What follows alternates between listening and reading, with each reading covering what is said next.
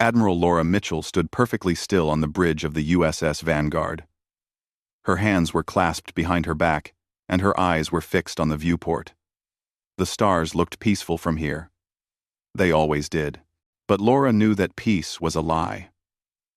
Beyond those stars lay the homeworld of the most brutal empire the galaxy had ever known. The bridge was quiet. Every officer knew the importance of this moment. They had trained for years. They had sacrificed everything. And now, they were finally here. Commander Kevin Price sat at his station monitoring the ship systems. He was a tall man with short brown hair and steady hands. Nothing ever seemed to shake him. That was why Laura had requested him for this mission. She needed people who could stay calm when everything went wrong. "All systems are green, Admiral," Kevin reported in a low voice. "Stealth drives are holding at optimal levels. The Zorvani have no idea we are here." Laura nodded but said nothing. She was thinking about the 300 warships floating in formation behind the Vanguard. Every single one of them was invisible to enemy sensors. Every single one of them was armed with weapons the Zorvani could not imagine. And every single one of them was crewed by men and women who understood what was at stake. The Zorvani Imperial Dominion had ruled this sector of the galaxy for over 200 years. They had conquered 12 different species during that time. They had burned worlds that resisted. They had enslaved billions of innocent beings. They had built their empire on suffering and death. And they had never heard of humanity. Earth had first detected Zorvani signals 60 years ago. A deep space probe had picked up transmissions from a slave convoy, transporting captured Vendari to a mining colony. The images had shocked the world. Blue-skinned beings packed into cargo holds like animals. Children separated from parents. Bodies thrown into space when they died from exhaustion. The governments of Earth had made a decision that day. They would not reveal themselves to the galaxy. They would not announce their presence to this brutal empire. Instead, they would watch and wait and prepare. For 60 years, humanity had studied the Zorvani from the shadows. They had learned their language and their culture. They had mapped their territory and counted their ships. They had identified their strengths and their weaknesses. And they had built a fleet, unlike anything the galaxy had ever seen. The phase shift drive was humanity's greatest secret. It allowed ships to exist slightly out of sync with normal space. In this state, they could not be detected by any known sensor technology. They could not be hit by any known weapon. They were ghosts that could appear and disappear at will. Laura remembered the day she had first tested the technology. She had been a young captain then. Her ship had slipped into phase shift and passed directly through a Zorvani patrol without being noticed. She had watched the alien vessels from meters away. She had seen the crew going about their duties completely unaware that death was watching them. That had been 15 years ago. Since then, humanity had built hundreds of phase shift-capable warships in hidden shipyards, scattered across uninhabited systems. They had recruited the best and brightest from every nation on Earth. They had trained them in secret academies far from prying eyes. And now they were ready. Lieutenant Nicole Sanders turned from her communication station. She was young, but brilliant. Her ability to crack alien encryption had proven invaluable during the preparation phase. "Admiral, we are receiving a signal from Earth Command," she said. "Operation Thunderbreak is authorized. The other fleets have confirmed they are in position." Laura felt her heart beat faster. This was the moment. 17 human fleets were positioned at strategic points throughout Zorvani space. They had traveled for months to reach their targets without being detected. They had maintained complete silence to avoid any chance of discovery. "What is the status of the Zorvani home fleet?" Laura asked. Kevin checked his sensors. Approximately 2,000 warships in orbit around Zorvan Prime. Another 500 are stationed at the orbital stations. The Emperor's personal guard fleet is holding position near the palace. 2,500 ships against 300. The numbers seemed impossible. Any other species would have called this mission suicide. But Laura knew something the Zorvani did not. Numbers did not matter when your enemy could not touch you. She turned to face her bridge crew. These men and women had followed her across the galaxy. They had left their families and their homes. They had dedicated their lives to this cause. She owed them words worthy of the moment. 60 years ago, humanity learned that we were not alone in the universe, Laura said.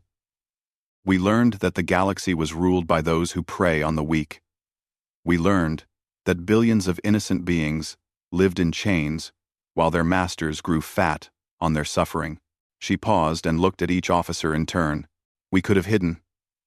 We could have stayed on Earth and hoped the Zorvani never found us. We could have lived our lives in ignorance and let others suffer. But that is not who we are. Humanity does not look away from injustice. Humanity does not abandon the helpless. Humanity fights. Kevin straightened in his chair. Nicole wiped a tear from her eye. Around the bridge, officers nodded with fierce determination. Today we reveal ourselves to the galaxy, Laura continued. Today we show the Zorvani that their reign of terror is over. Today we begin the liberation of every species they have enslaved. This will not be easy. This will not be quick. But it will be done. Because we are human. And we do not quit. She turned back to the viewport and stared at the distant planet where the Emperor sat on his throne of bones, believing himself untouchable. All ships prepare to phase into normal space, Laura ordered. Tactical officers confirm targeting solutions. We will appear in sphere formation, surrounding the enemy fleet.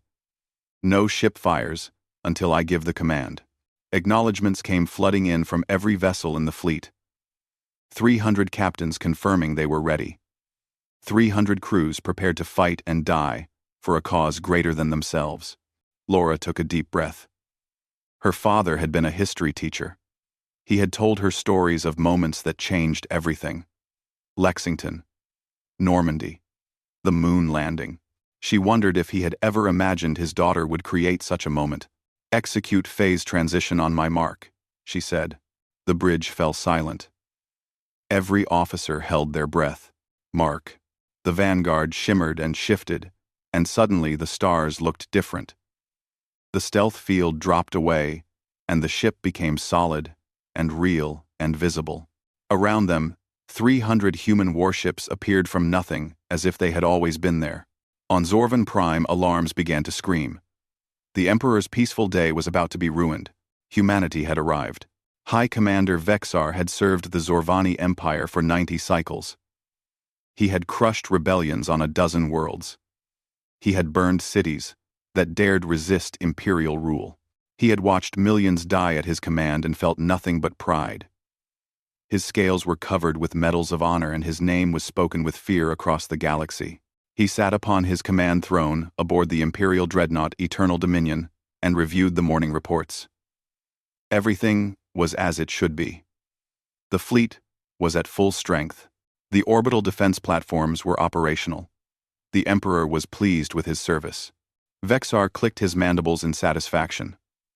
Life was good when you were the most powerful being in the sector.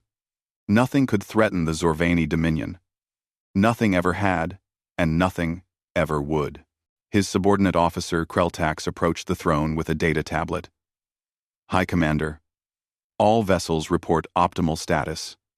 The patrol schedules have been updated as you requested. The homeworld remains completely secure.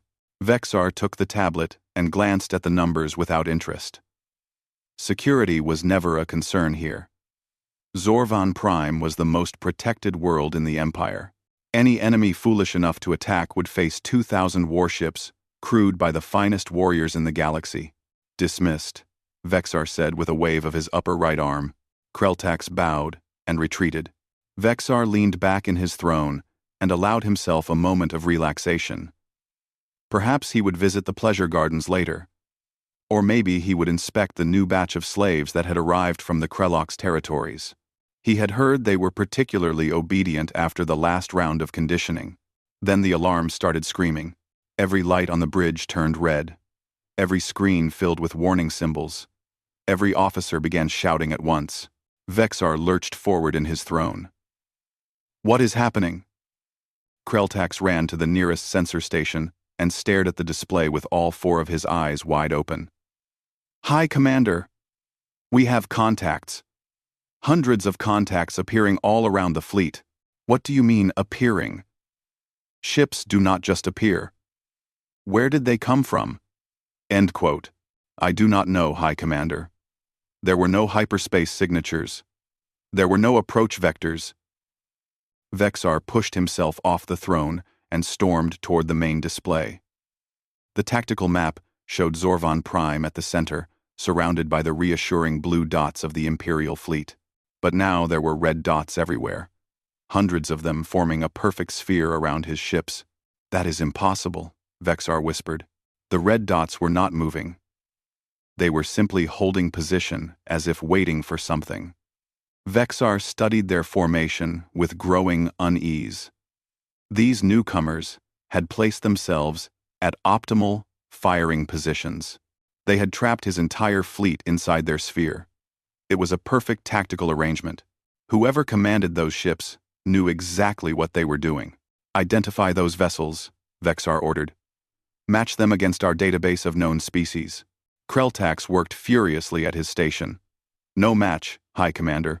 Hull configuration unknown. Power signatures unknown. Weapon systems unknown. We have never encountered this species before. A new species." Vexar felt something cold settle in his stomach. The Zorvani had conquered every spacefaring civilization they had ever met.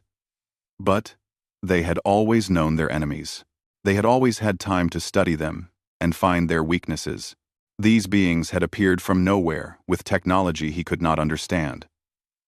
"Open a channel," Vexar commanded. "I want to speak to whoever leads that fleet." Before Kreltax could respond, the main screen flickered. A transmission was cutting through their systems.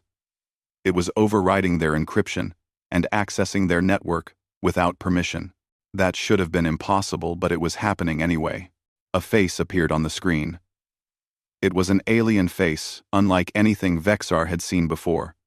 Smooth, pale skin with no scales. 2 small eyes instead of 4. A thin mouth that curved slightly upward at the corners. The alien began to speak.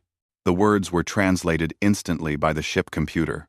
"I am Admiral Laura Mitchell of the United Earth Navy. Your Empire's reign of terror ends today. You have 1 hour to surrender unconditionally. If you do not, we will demonstrate why that would be wise." Vexar stared at the screen in disbelief. This creature was threatening him. This small, soft thing with its ridiculous flat face was actually threatening the High Commander of the Zorvani Imperial fleet. He began to laugh. The sound echoed across the silent bridge. "You dare speak to me this way? I am High Commander Vexar. I have destroyed civilizations older than your species. I have 2,000 warships under my command. You are outnumbered and outmatched, and you dare threaten me?" The alien female did not react to his words. Her expression remained calm and confident. "You have 59 minutes. The transmission ended. Vexar stood motionless for a long moment. Then rage flooded through him. How dare this creature speak to him as if he were some minor functionary? How dare it cut off the transmission as if he were not worth listening to? "Battle stations," he roared. "All ships to battle stations. Target the largest enemy vessel and prepare to fire."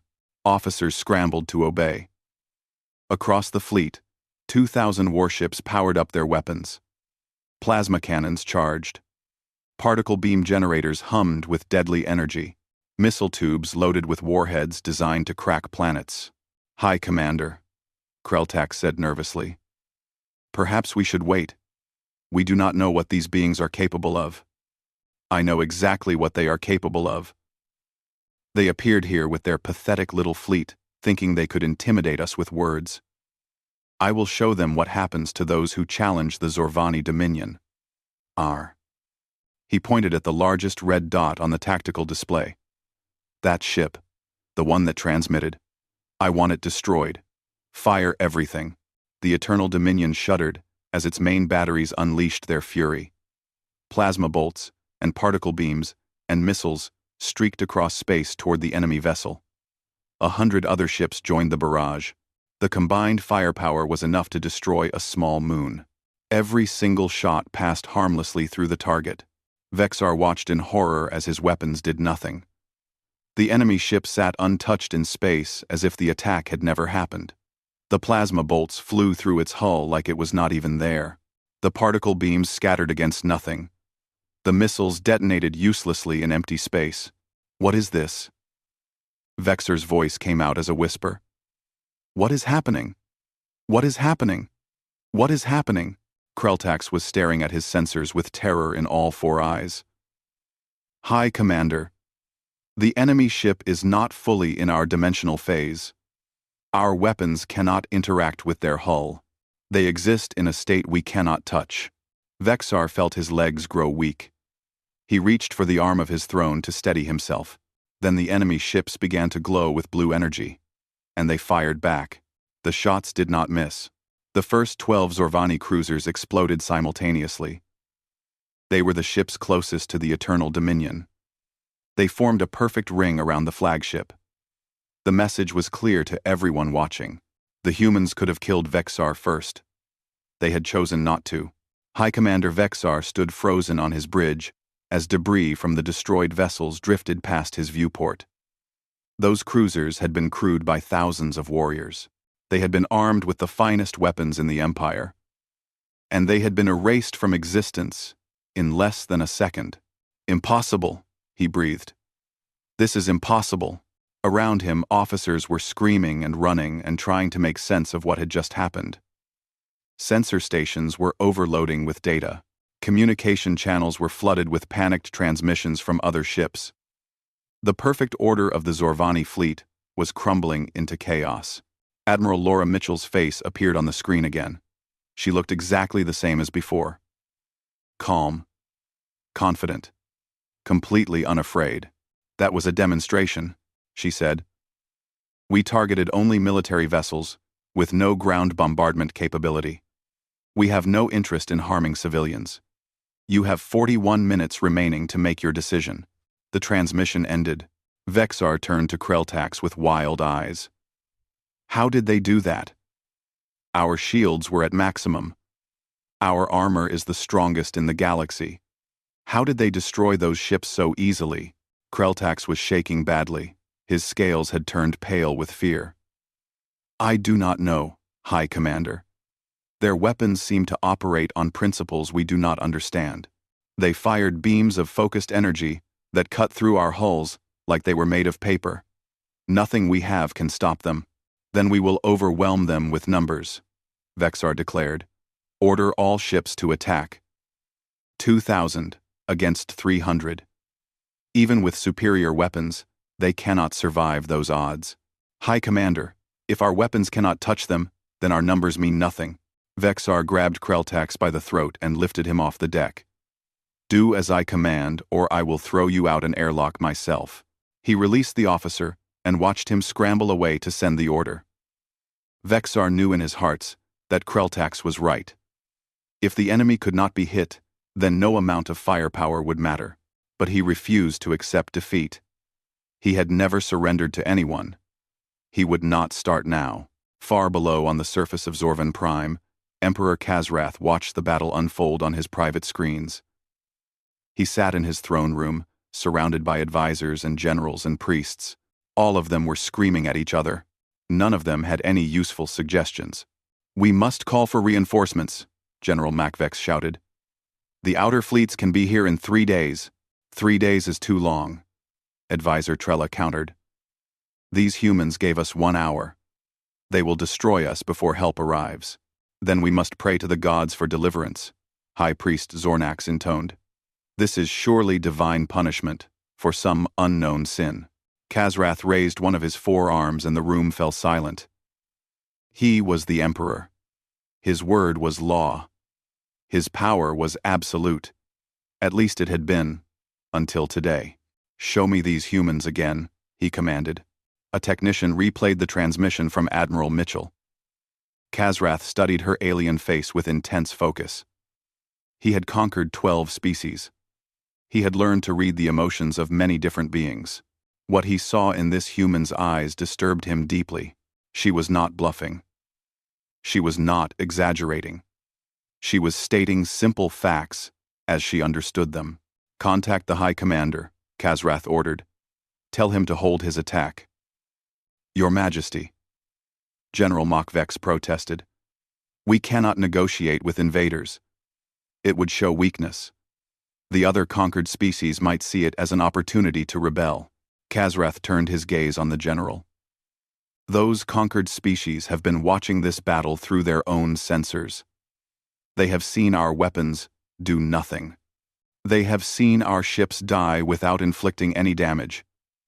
If we continue to fight and lose, then there will certainly be rebellions. If we talk, then perhaps we can salvage something." He rose from his throne and walked toward the communication center. His advisors followed in confused silence. They had never seen the Emperor act this way before.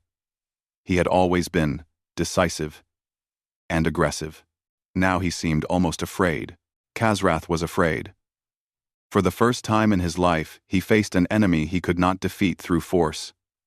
It was a new experience, and he did not like it. The communication channel opened and Admiral Mitchell appeared on screen once more. She looked at the Emperor with those strange round eyes and waited for him to speak. "I am Emperor Kazrath of the Zorvani Imperial Dominion," he began. "I wish to understand your intentions. You claim to want our surrender, but you have not explained what that means. What do you want from us?" Mitchell nodded slightly as if she had expected this question. "I want the immediate release of all enslaved populations in your empire. I want the disbandment of your offensive military capabilities, and I want your acceptance of Earth oversight until we are satisfied you pose no further threat to the galaxy." Kazrath felt his heart freeze. "You want me to give up everything. My slaves, my fleet, my independence. You want to destroy the empire my ancestors built over 200 cycles. Your ancestors built their empire on suffering," Mitchell replied. "They conquered innocent species and forced them into bondage. They killed billions who resisted. They created a system of cruelty that has caused more pain than I can calculate. Yes, I want to destroy that system. I want to ensure it can never exist again. And if I refuse, then my fleet will destroy every military vessel in orbit. Then we will disable your planetary defenses. Then we will land troops and liberate your slaves by force. You will lose everything anyway, and millions will die in the process. I am offering you a chance to avoid that bloodshed." Kazrath looked around at his advisors. They had no answers. They had no clever strategies or secret weapons. They were as helpless as he was. "I will need time to consult with my council," he said. "You have 34 minutes, Mitchell replied. "Use them wisely." The screen went dark. Kazrath returned to his throne and sat heavily. The weight of his empire pressed down on him. Everything his family had built was about to be taken away, and there was nothing he could do to stop it. "Prepare my shuttle," he said quietly. "I will meet with this human in person. If I must surrender, then I will do it with dignity." His advisors stared at him in shock. The Emperor of the Zorvani was going to kneel before an alien. It was unthinkable. It was humiliating. It was the only option left. Commander Daniel Harris led the Marine detachment that escorted Admiral Mitchell to the surface of Zorvan Prime. He was a broad-shouldered man, with a shaved head and scars on his hands from years of combat training. His job was to keep the Admiral alive no matter what happened. The shuttle descended through the atmosphere and landed on a platform outside the Imperial Palace. Harris was the first one out. He scanned the area with practiced eyes, looking for threats. Zorvani warriors lined the walkway leading to the palace entrance. They held their weapons at their sides, but their hatred was obvious in their posture. "Lot of hostiles, Admiral," Harris said quietly. "You sure about this?" Admiral Mitchell stepped off the shuttle and adjusted her uniform. "They agreed to negotiate, Commander. That means they know they have lost. Desperate enemies are dangerous, but they are also predictable. The Emperor will not harm us because he has no other choice." She began walking toward the palace with calm, steady steps. Harris fell in beside her along with 20 Marines in full combat armor. They carried pulse rifles and wore personal shields capable of stopping Zorvani weapons.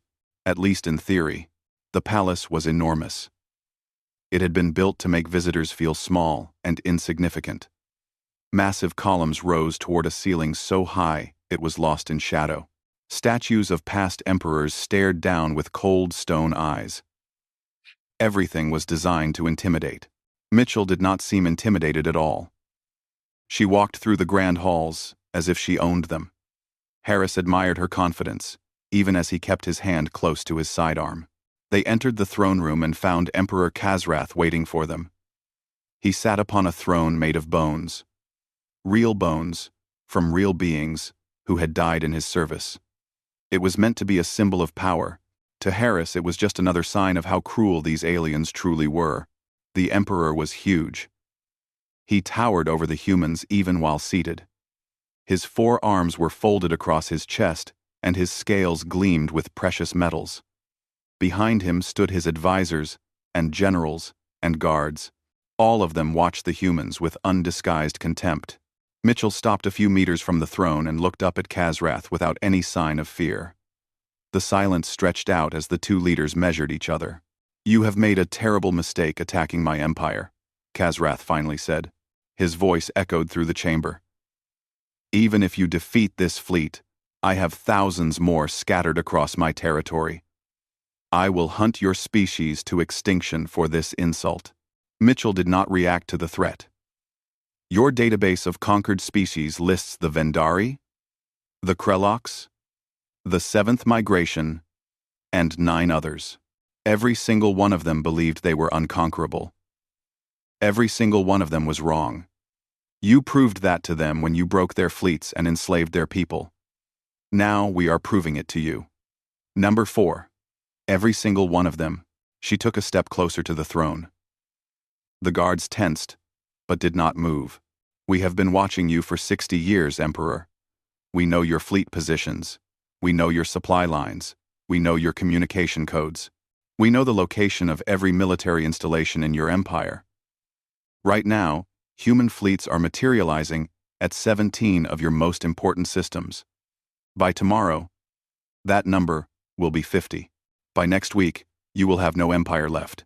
Khazrath's scales rippled with shock. "That is impossible. No species has that many ships. No species could build a fleet that large without being detected. Earth has been preparing for this moment since we first saw what you do to the weak," Mitchell replied. "We built our fleet in hidden shipyards across uninhabited systems. We developed weapons you cannot counter and defenses you cannot penetrate. We did this because we knew that when we revealed ourselves, we would face the full might of a galactic empire. We did not take that responsibility lightly." Harris watched the Emperor's face carefully. He saw fear there. Real fear, that the alien was trying to hide behind a mask of arrogance. Good. Fear meant the Emperor understood his situation. "What do you want?" Khazrath asked. His voice was quieter now. "What will satisfy you?" Mitchell pulled a data tablet from her uniform and held it up. "These are our terms. You will release all enslaved populations immediately. You will provide ships to transport them back to their homeworlds. You will give them resources to rebuild their civilizations." "That would cripple my economy," Khazrath protested. "Slaves are the foundation of our entire system. Then you will build a new system, one that does not depend on the suffering of others." She continued reading from the tablet. "You will disband your offensive military forces.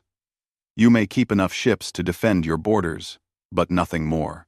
Any vessel capable of planetary bombardment will be decommissioned. Any weapon of mass destruction will be destroyed. You would leave us defenseless," Khazrath growled. "We would leave you unable to attack anyone else. There is a difference." Mitchell lowered the tablet and met the Emperor's gaze directly. "Finally, you will accept Earth oversight of your government. Until we are satisfied, you pose no further threat. Human observers will monitor your compliance. Human peacekeepers will protect the newly freed populations.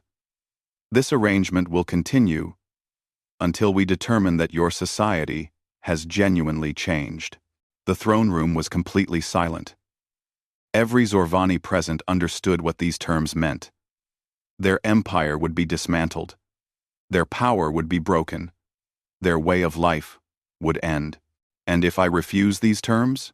Kazrath asked. Then we will implement them anyway. Mitchell said simply. We will destroy your fleets. We will liberate your slaves by force. We will remove you from power and install a government that will cooperate. The only question is how many of your people will die in the process. I am offering you a chance to save lives. I suggest you take it. Kazrath looked around at his advisors. They had nothing to offer. No clever plans or secret weapons. Just fear and confusion. He looked at his generals. They commanded the mightiest military force this sector had ever known. And that military was currently trapped in orbit watching human ships that could not be touched. He looked at his guards. They would die for him without hesitation. But their deaths would accomplish nothing. Finally, he looked back at the human female standing before his throne. She was so small, so fragile-looking. Yet she had brought his empire to its knees, with nothing but careful planning and superior technology. How do I know you will honor your terms? Kazrath asked. How do I know you will not simply enslave my people once we are disarmed? Mitchell shook her head slowly. We are not you, Emperor. We did not cross the galaxy to build an empire. We came here to end one. When the last slave is freed and the last weapon is destroyed, we will leave. You have my word on that. Harris saw something change in the Emperor's expression. Some final resistance crumbling away. Then I accept your terms, Kazrath said. The words seemed to cost him physical pain. May the gods have mercy on us all. Quote, Mitchell nodded. They already have, Emperor. They sent us. 6 months had passed since the surrender of Emperor Kazrath. 6 months of chaos and change and hope. Lieutenant Commander Ryan Peters walked through the streets of a Vendari colony world that had been a slave camp just weeks ago. Now it was becoming something else. Something better. The Vendari were blue-skinned beings with delicate features and large dark eyes. They had been the first species conquered by the Zorvani over 150 years ago. Generations had been born into slavery knowing nothing else. They had forgotten what freedom felt like. Ryan stopped to watch a group of Vendari children playing in a courtyard. They were laughing, actually laughing. Their parents stood nearby with tears streaming down their faces. They had never heard their children laugh before. In the slave camps, laughter was punished. A human aid worker named Amy Torres approached Ryan with a tablet full of reports. She was young and eager and had volunteered for the Liberation Corps the moment it was announced. Thousands of humans had done the same. They wanted to help rebuild what the Zorvani had destroyed. The food distribution center is fully operational, Amy reported. Medical teams have treated over 4,000 Vendari for malnutrition and related conditions. The education programs start tomorrow. Ryan nodded and took the tablet. The numbers were encouraging, but there was still so much work to do. 3 centuries of oppression could not be erased in 6 months. The scars ran deep, physical scars from beatings and forced labor. Mental scars from watching loved ones die. Cultural scars from having their history and traditions systematically erased. What about housing? Ryan asked. We have temporary shelters set up for everyone, but permanent structures will take longer. The Zorvani did not build homes for slaves. Just barracks and processing centers. Ryan looked around at the gray buildings that dominated the colony. Everything was utilitarian. Everything was designed for efficiency rather than comfort. The Zorvani had not seen their slaves as beings worthy of beauty or dignity. They had seen them as tools to be used until they broke. That was going to change. Human engineers were already drawing up plans for proper cities with parks and schools and hospitals. The Vendari would have homes they could be proud of. They would have communities where they could raise their families in peace. They would have futures. Far away on Earth, General Patricia Cole stood in the command center of the Liberation Task Force headquarters. Screens covered every wall showing status reports from across former Zorvani space. Blue dots represented human ships maintaining order. Green dots represented worlds that had been successfully liberated. Red dots represented areas still requiring attention. There were fewer red dots every day. Admiral Laura Mitchell appeared on the main screen. She was calling from her flagship, which was currently orbiting a Krelox colony in the Outer Territories. "General, the Krelox homeworld is secure," Mitchell reported. "The provisional government has been established, and they have begun the process of cultural restoration. My fleet is ready for reassignment." Cole nodded with satisfaction. The Krelox had been enslaved for almost as long as the Vendari. They had been used as soldiers in the Zorvani military, forced to fight and die for their oppressors. Now they were free to make their own choices. "Excellent work, Admiral. What is the status of the Zorvani compliance?" "Better than expected, actually. Emperor Kazrath has kept his word. The slave ships have been converted to transport vessels and are moving freed populations back to their homeworlds. The military decommissioning is proceeding on schedule. There have been some incidents with hardliners, but nothing our peacekeepers could not handle." Cole allowed herself a small smile. When Operation Thunderbreak had begun, she had expected years of fighting. She had expected the Zorvani to resist with everything they had. Instead, they had crumbled, almost overnight. Their entire society had been built on the belief that they were superior to everyone else. When that belief was shattered by human technology, they had nothing left to fight for. "Intelligence has completed the analysis you requested," Cole said. "We have identified 3 other expansionist empires in distant sectors. All of them practice slavery on massive scales. All of them believe they are untouchable." Mitchell's expression did not change, but there was a gleam in her eyes. "Do we have the resources for additional operations? The shipyards have been working around the clock since Thunderbreak. We have doubled our fleet size in 6 months. By next year, we will have tripled it. Then I suppose we should start planning." Cole pulled up a star map, showing the location of the new targets. One empire was ruled by a species called the Dravax, who bred other beings specifically for food.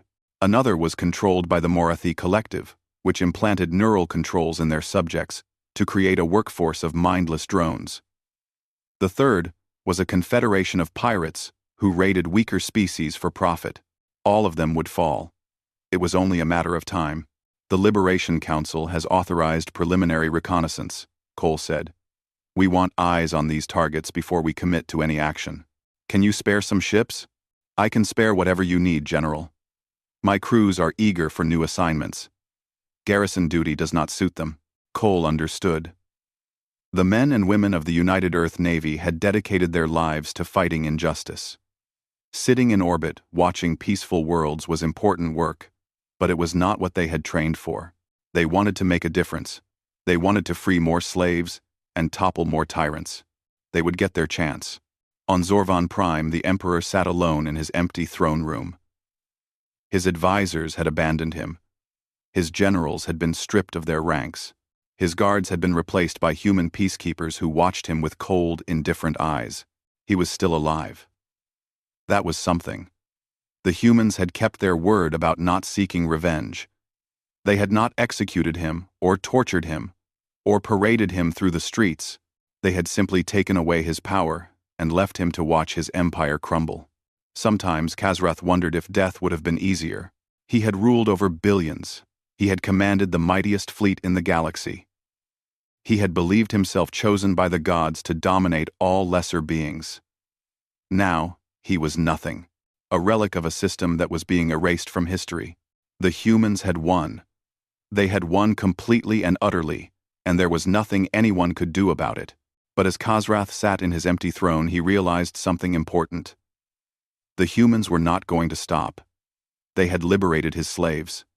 They had broken his military. They had dismantled his empire. And now, they were going to do the same thing to others. The galaxy would never be the same. On a dozen worlds in distant sectors, alien commanders were receiving strange reports. Unknown ships appearing on long-range sensors. Signals that could not be decoded. Rumors of an empire falling overnight. They did not know it yet, but their time was running out. Humanity had arrived. And they were just getting started.